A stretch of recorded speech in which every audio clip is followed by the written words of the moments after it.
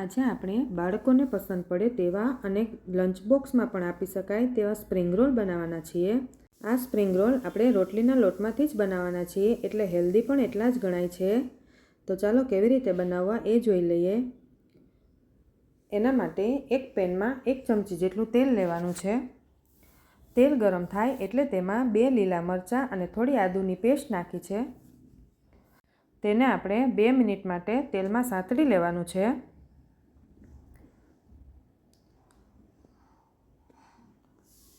આદુ મરચાં સતળાઈ જાય એટલે આપણે તેમાં કોબીજ, ગાજર અને કેપ્સિકમ એડ કરવાનું છે.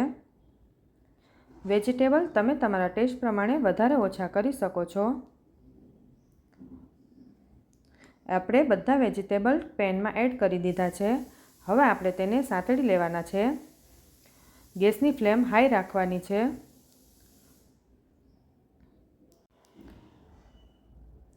હવે આપણે તેમાં મીઠું સ્વાદ પ્રમાણે એડ કરી દેવાનું છે. 1/4 ટીસ્પૂન જેટલો મરી પાવડર એડ કરી દઈએ. હું અહીંયા લંચ બોક્સ માટે બનાવું છું એટલે મરી પાવડર થોડો ઓછો એડ કર્યો છે. 2 ચમચી સોયા સોસ, 2 ચમચી જેટલો green chilli sauce, red chilli sauce હોય તો પણ ચાલે. 2 ચમચી જેટલો ટોમેટો સોસ એડ કરી દઈએ. હવે બધું સારી રીતે મિક્સ કરી લેવાનું છે.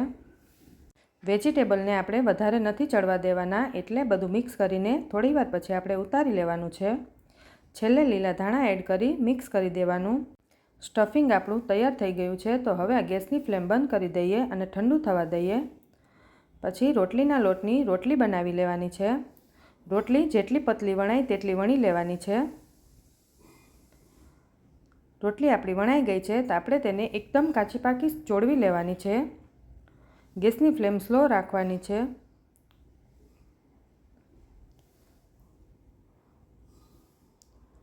રોટલી આપણી શેકાઈ ગઈ છે તો આપણે તેને હવે નીચે ઉતારી લઈશું.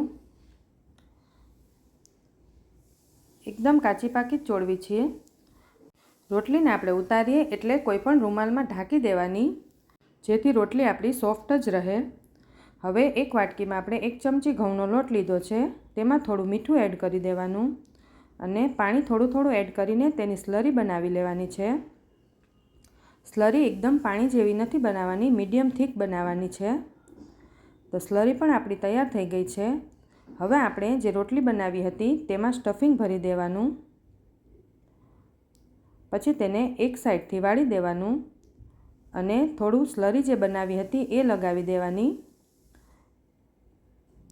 પછી બંને સાઈડથી આપણે વાળી દેવાનું છે. વાળીને ઉપર પણ આપણે થોડી સ્લરી લગાવી દઈએ, જેથી આપણા સ્પ્રિંગ રોલ ખુલી ના જાય.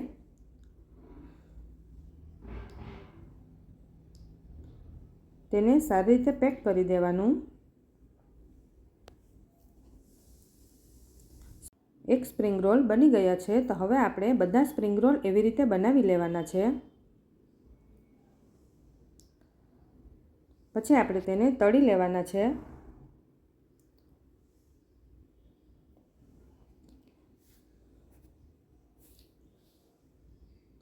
સ્પ્રિંગ રોલને આપણે મીડિયમ ફ્લેમ પર તળવાના છે, જેથી આપણા સ્પ્રિંગ રોલ ઉપરથી એકદમ ક્રિસ્પી થઈ જાય.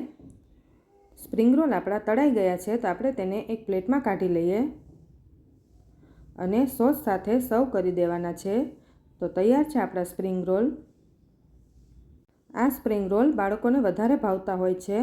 આ સ્પ્રિંગ રોલ તમે લંચ બોક્સમાં પણ આપી શકો છો.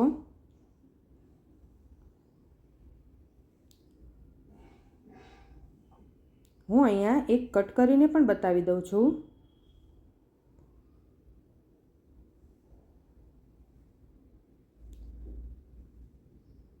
અંદરથી પણ આપણા સ્પ્રિંગ રોલ એકદમ સરસ તૈયાર થઈ ગયા છે. તમે પણ ઘરે જરૂરથી ટ્રાય કરજો. જો તમને મારો વિડીયો ગમ્યો હોય તો લાઈક, શેર અને સબસ્ક્રાઈબ જરૂર કરજો.